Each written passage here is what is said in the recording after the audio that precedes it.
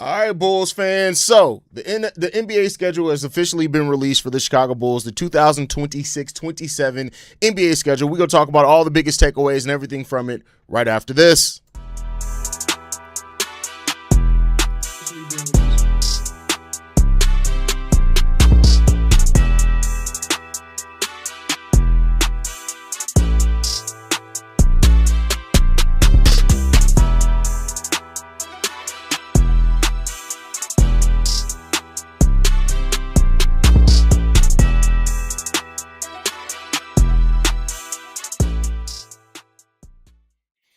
What's going on, Bulls fans? Welcome to another episode of Chicago Bulls Central, your number one spot for everything Chicago Bulls related. I'm the host here, Haize, but more importantly, you guys can follow the channel at Bulls Central Pod on every social media platform we happen to be on. With that said, let's go ahead and get to this content for today, y'all. So the NBA schedule is officially released now for the Chicago Bulls, and we now have our roadmap looking at the first year under Caleb Wilson and the new front office and the new coach in Tiago Splitter as well, and we're going to talk about that. So I want to start off. So just as some of the main points right here, our first game is October 21st against the Toronto Raptors, which is going to be a really big test. That's going to be a good team, even without the Kawhi Leonard trade, which does expect to be finalized. That's going to be a big trade, a big team, and a big, really good opening test in the Eastern Conference. There are a number of new Eastern Conference kind of powerhouse teams. The Toronto Raptors could be one of those teams, still a very young team in regards to that as well. So,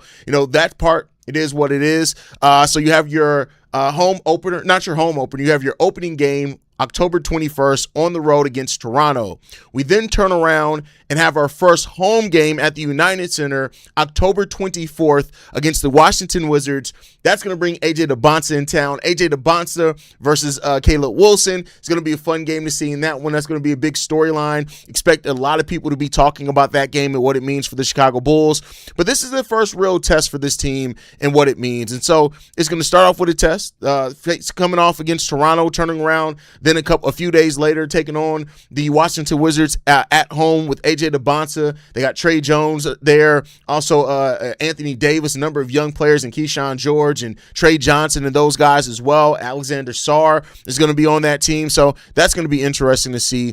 And so we'll take a look at very early on how much of Caleb Wilson's summer league really does translate to the NBA, and that's there. But then, of course, only 3 nationally televised games for the Chicago Bulls. And so what that really means is that the NBA right now isn't buying into the Chicago Bulls. I kind of talked a little bit about this when we didn't get a Christmas Day game.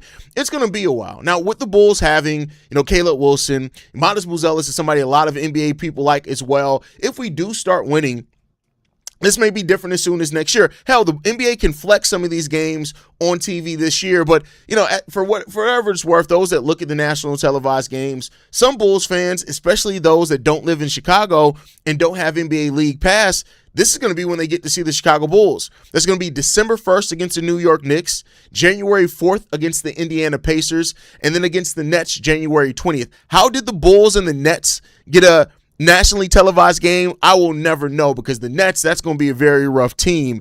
But yeah, it is what it is when it comes to that one. So the Knicks on December 1st, the Pacers on January 4th, the Nets on January 20th, and that's it. So that means, that's it. That's all we got between the end of January. That's all it for your nationally televised games. But, after winning 31 games last season, did the Chicago Bulls, nobody should really be surprised that the Bulls didn't get a bunch of nationally televised games. So, I wouldn't be surprised at that at all. So no big nationally televised attention, which means we could be a league pass darling or whatever that is. We'll see. But, I think it's a reality check for the Chicago Bulls. Like, we're a major market team. Yes. We have one of the top picks in this past draft. Yes, absolutely. Buzelis is another young, exciting player, but this is a Bulls team that's been very disappointing over the last handful of years. In the NBA, even at the time, after we won 40-plus games, we didn't have a lot of nationally televised games. We're definitely not going to get a bunch of them after winning 31 games. So, that.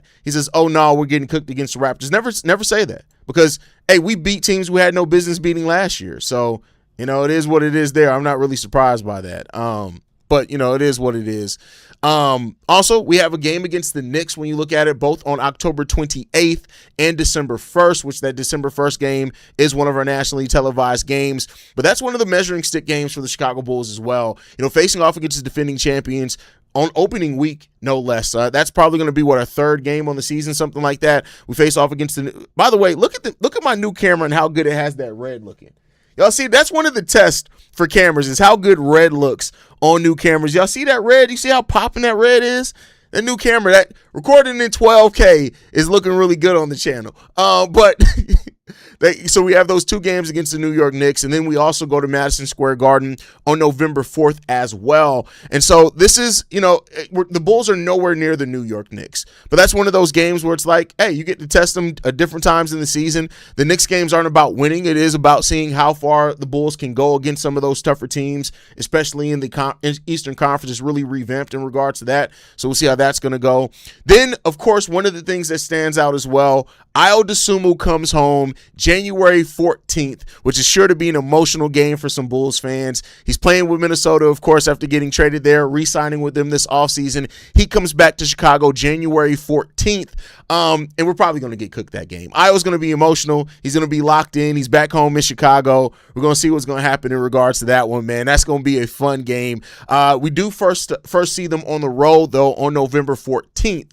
So we go to Minnesota then, but his return is both a homecoming for him and the reminder of the reset that A.K. and Eversley did before they were ultimately fired in trading away Ayo Dosunmu and getting Leonard Miller and Rob Dillingham back in those moves. So, it gives the Bulls another chance to, show some love to a player that represented the city very well when he was here. I know a lot of Bulls fans had some hope that Ayo Dosunmu was going to come back to the Chicago Bulls this offseason, which didn't happen at all. He stayed in Minnesota like I told you guys he would.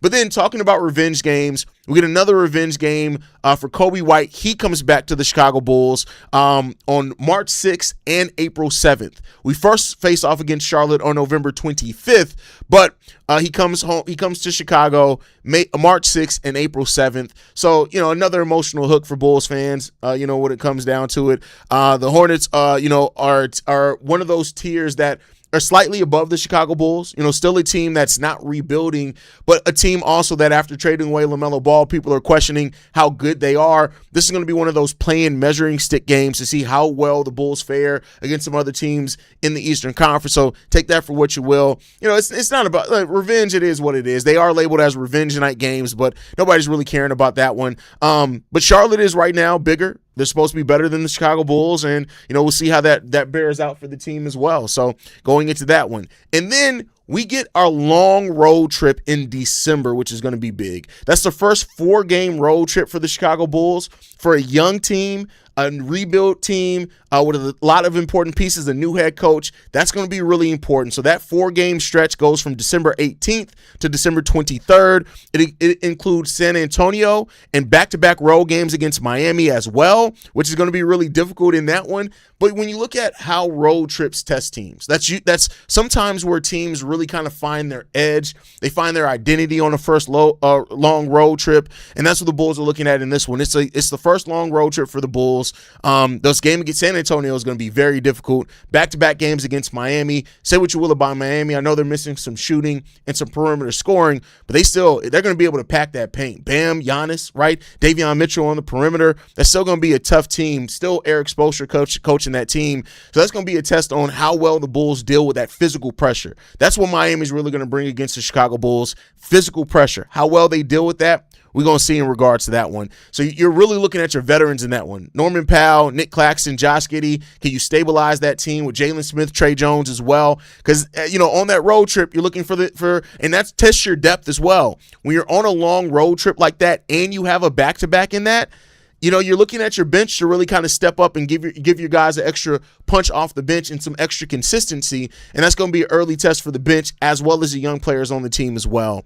Then January, you look at the second 4-game road trip for the Chicago Bulls. That comes in January. That's right in the middle of the season for the Bulls. They have a road trip that goes from January 7th through January 12th, from Sacramento to Utah in that time. That's one of the games where that's the stretch right before Ayo's homecoming. But then by January, the Bulls' identity should be well formed. We should kind of know or have an idea of who this team is by January. And so this road trip that goes from January 7th to January 12th, it's going to be really big and important for the Bulls. This is where fans are going to really evaluate, how much have we learned from those early season lessons. For those that have been watching, me and this channel for the offseason, one of the things I said that I kind of expect to see from this Bulls team is it being a team that, maybe doesn't know how to close games early on in the season. And so you hope by, mid to late January, you're starting to learn to close those games a little bit more consistently, that you're starting to know how to perform in the fourth quarter. If those fourth quarters have gotten away from you, you're starting to just get over that. That's why you're going to start learning your closers, right? Players learning how to close better, how to pace themselves better. Our rotation is going to be really locked in, barring any injuries or anything like that. And so that's going to be an important part in that one as well. So looking at that one. And then March, we have a 6-game homestand for the Chicago Bulls in March. And why this could be important, and this is a big if, right now, of course, we're not expecting it, so I'm not saying it like it's going to be a for sure thing or anything like that. But if we are somehow in contention for a play-in spot, having a 6-game homestand in March towards the end of the season could be really big for the Bulls there. If they are in contention for a play-in spot, or even just to tell you how this team is, right? It starts off with Kobe White and the Charlotte Hornets coming there, and it ends with, another former Bull in Wendell Carter and the Orlando Magic coming in Chicago. So March is a lot of places where, when you're development teams, you start either to fade or you show that late season growth. And so having a 6-game homestand in that stretch in March, I think is going to be really big and important for the Bulls. This could be where the Bulls' confidence really starts taking over. This could be where, Caleb Wilson's trying to solidify a Rookie of the Year race, or Josh Giddey a Most Improved race, maybe Modest Buzelis a Most Improved Player of the Year race, right? But it could also expose the bottom tier teams in the Eastern Conference, right? Now, we know how people feel about March basketball with how March has gone for the Chicago Bulls over the last couple of years. People don't take March basketball seriously. And in fairness, it is what it is in regards to that. Everybody has the right to their own feelings in it. But a homestand in March could tell us a lot about the Bulls' growth. And it could leave us with a really good kind of feeling on this team with if they can end that season strongly as well. So that's what you're looking at in that one. And then, of course, one of the tests as well for the Chicago Bulls, you look at the 76ers, right? We have games against the 76ers. We face off against them November 2nd on the road. Then we host them in Chicago on January 23rd. And then we play against them again in Philly on March 17th, right? And so, that's a game that I think you look at too as one of those kind of, I guess, a measuring stick game is the best way to call it. Philly is a veteran team. They're aiming for a championship. They're hoping they're going to be one of the more top-heavy teams in the league. Their depth is a little bit questionable, right? But even then, I say that they got more depth than the Chicago Bulls. So when you look at depth, athleticism, physicality, that's what this is going to be against Philly. So a lot of Bulls fans wanted to know when we face off against Philly. November 2nd, January 3rd, March 17th are those games against Philly. That's the type of matchup where, hey, we'll see what the Bulls do with that one, right? Then, of course, other premium tests for the Chicago Bulls, if you're looking for that, we host San Antonio on November 11th. We visit San Antonio December 18th. We play Oklahoma City January 3rd and February 4th as well. These are teams with elite young talent, right? And so that's where the Bulls want to get. Every developing team wants to get where you have elite young talent. And I'm not saying we're on the level of the Spurs on the Thunder yet. We're not anywhere close to that level. But when you look at how, again, measuring your team up against other teams with premium young talent, that's potentially what those matchups can do for you. So these are games where you get to see how our young talent stacks up against other young talent that are way further along in their development process. They are further along. They're at the utmost of that. Those are championship level teams, even though they're being young. So you get there. Then the other part of this schedule for the Bulls that can get tough, 10 back-to-backs for the Chicago Bulls. 10 back-to-backs over the course of the season. What back-to-backs do, especially for a young roster, it tests a lot of you. It tests your physicality. It tests your discipline. It tests your habits. It's going to test your bench depth, right? Bench depth becomes extremely valuable in back-to-back. So when you look at the 10 back-to-backs for the Chicago Bulls, you're looking at guys like Trey Jones, Zach Collins, Jalen Smith, Leonard Miller, like any of the young guys, if Dalen Swain or Rob Dillingham or anybody like that, Patrick Williams, if he shows anything, right? Like those guys are going to become so important, especially on the second of back-to-backs, right? That's where you want to be able to trust your depth. That's where your depth is tested. And that may be where young players that maybe aren't, consistently in the rotation get a little bit of extra minutes. So that's a really big thing. Tiago Splitter's balance of that rotation, his minute management is going to really matter in regards to that one. This is where you can't just rely on your starting five. We talked a lot about how the Bulls starting five has much better depth than what it's had, in the previous years, but this is where your bench gets tested. 10 back-to-backs is real. And it's going to tell us, do the Bulls have actual depth that they can build with, or do we just have some names? That's going to be a big part of it as well. But I think when you look at the schedule overall for the Chicago Bulls, what this says is that this gives the Bulls opportunities to go out there and prove it.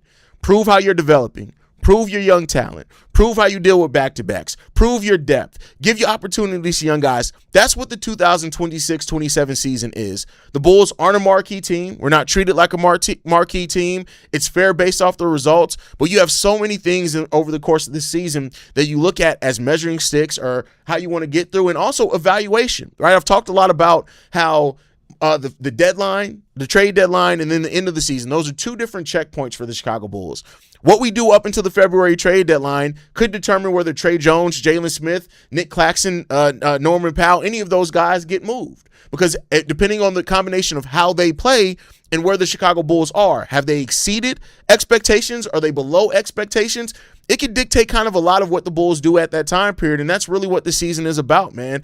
It's about just test. It's about seeing where you are and evaluation. This is a evaluation and gloves off season for the Bulls.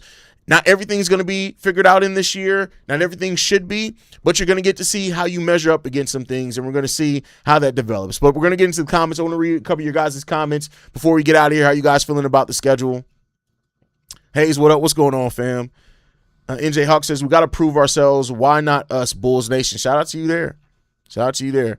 Chicago against everybody. I want nothing less. Go. Feel you on that one. I want, some people want easy schedules. That's never been my thing. I want to see, no matter if we get our teeth kicked in, then we know how far back we are, right? I want to see how we fare against these better teams in the East, in the West. I want to welcome all of that because that's going to tell you a lot. Do you compete with teams like San Antonio and OKC and the Knicks and the Detroit Pistons? Are you competitive in those games? Because if you're competitive with those guys in the first year of a rebuild, I think that says a lot about your building in the right direction. If you get completely kicked in, your teeth kicked in, and that tells you some things there too, right? Modest versus Cooper for old time's sakes. Hopefully Cooper plays in that game. We're going to take the country's respect. We drafted the right guy. For that, Caleb is revenge motivated like MJ. I don't even think Caleb is necessarily revenge motivated. I think Caleb is just motivated to prove he's the best. This is a guy that just wants to prove he's one of the best basketball players in the world. And not just prove it, even if he falls short, he's going to put in the work to get better. So, you love having guys like that on your team. Love having guys like that on your team.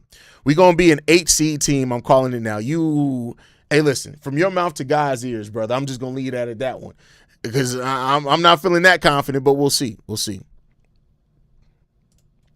I want to let you all know to this every time you say something, Levante, don't be right.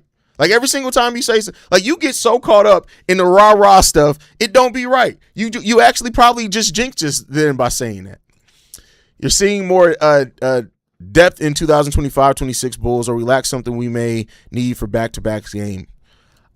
25, do you mean 26? I don't understand what you're asking here, brother. And I don't mean that disrespectfully. I'm not trying to roast you or anything, I promise. I don't really get what you're trying to ask me with this question.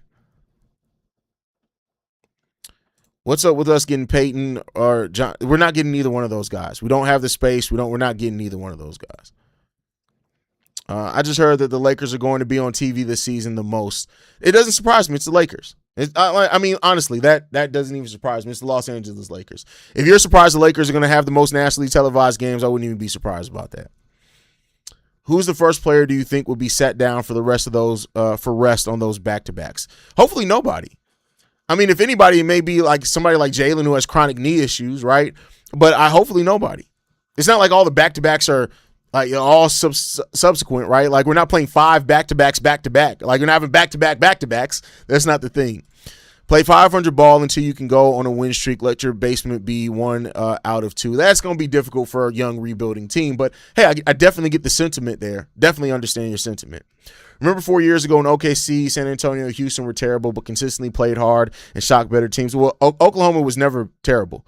They have had, I think, 2 below 500 seasons the entirety of their history as a franchise. They've never been terrible. But yeah, San Antonio and Houston definitely were. Like, Houston had to go on that long winning streak one year just to kind of even think about making the postseason, right? And now look at where they are. Like, that's why I say there's no doubt that rebuilds no longer, like, rebuilds don't necessarily take 4 or 5 years anymore. You can rebuild in 2 or 3 years if you do things right, if you make the right decisions and you have guys develop and put in the work. It's possible. It's possible. I don't think Detroit will go that far this year. They're giving fall off. I don't see that at all. If anything, they've improved. As much as I don't like John Collins as a player, John Collins next to Jalen Duren is probably the perfect front court pairing and exactly what you want in the front court pairing. I'm not saying they're going to win 60 games again, but they're not falling off. They're still going to be a 50-plus win team. I don't see them falling off at all, personally. I'm interested to see how we'll defend overall. Should be better than the last few years. Should be on paper. Should be on favor. So there are no camera angles for live streaming. No, you niggas is not getting camera angles for maybe during the season. So my camera switcher, oddly enough, my camera switcher is on the other side of the studio, right? That I can switch live. I guess I can set it up in OBS to do it too, though. Now you got me thinking. Hold that thought. I'm just going to say hold that thought. We'll see what I do. What I was saying is that the Bulls will not be pushovers this season. That's all. We'll see. You think they're going to fill the final roster spot? No, I don't think so. I think they're going to go into the season with that roster spot open for the flexibility, personally. Oh, shit. 2025-26 just passed by. I was meaning if the Bulls depth improved between 26, 27. Oh yeah, I think our we have interesting depth. It's some unproven, like, we have proven players, like, you know exactly who Trey Jones is. You know exactly who Jalen Smith is. You know exactly who Zach Collins is when he's healthy, right? So that can give stability to the bench. But then you have guys that are still trying to prove something, like, of course, Dalen Swain, rookie, Rob Dillingham, inconsistent right now. Leonard Miller, you're hoping he's going to be able to pick up on what he left off on, right? So, if those guys, if 1 to 2 of those guys that I just listed as question marks are consistent right along with the veterans that we know, and we have health, I can see the Bulls' depth being decent this year. I can definitely see that. I didn't know about John Collins. Oh, yeah, they got John Collins on that team. I think the Cavs will miss the playoffs the Cavs aren't missing the playoffs. Bro, that's well, are you saying that they make the play-in and then get eliminated? If you're saying that, then maybe. If you're saying that they're just not even going to make the play-in, then I don't necessarily agree with you, but we'll see. We shall see what's going to happen. But all right, y'all, I'm going to go ahead and get ready to wrap it up, man. I appreciate you guys. You guys know I had to bring the schedule release to you guys rather than wait till tomorrow to break it down. Let me know you guys' thoughts on everything down below, whether you're watching this live or you're watching it after the fact. Make sure you guys follow. Oh, hit that subscribe button, by the way. We're trying to get to 40,000 subscribers. Go ahead and hit that subscribe button for us. You guys can follow us at Bull Central Pod. Oh, hit that subscribe button. I said it all. Did I say that? Hit the notification bell. I have a whole spiel. I'm old. I'm thrown off. The fact that I haven't been live in a while. I don't think I've been live since Summer League. I'm kind of thrown off. Make sure you guys follow us at Bull Central Pod. You can send us any feedback, questions, comments, concerns. BullCentralPod@gmail.com. Lastly, if you want to leave a text message and our voicemail for the mailbag, the number to do so, 773-270-2799. We're the #1 spot for everything Chicago Bulls related, but that is thanks to you, lovely and beautiful people. And like I like to end every episode on, go Bulls. Love you guys. See you right if you can, y'all. Oh, by the way, we got a new set that we're going to be live streaming for during games. So you guys know I started doing the live calls last year, and I got tired of sitting in a desk chair for 3 hours. So I built a whole new lounge set. It has a couch, has a lazy boy chair, multiple camera angles, all types of stuff I built out in there. If you want to see a preview of the set, because it's still not at I got Bulls championship rings coming for set decor. I got some Michael Jordan posters coming up for set decor. But if you want to see a preview of that new set, make sure you guys tune in to Chicago Bears Central when we go live for the game on Saturday, but it's going to be real fun. We bring in production quality to a new level. There's not that many people, especially independent YouTubers. Keep in mind, I'm not attached to a large platform. This is just me. I built all this with my hands. That's it. So when you guys see the new set, just know I built that. But I love you guys. Go Bulls. See Red, y'all. Peace. This has been a presentation of the Break Media.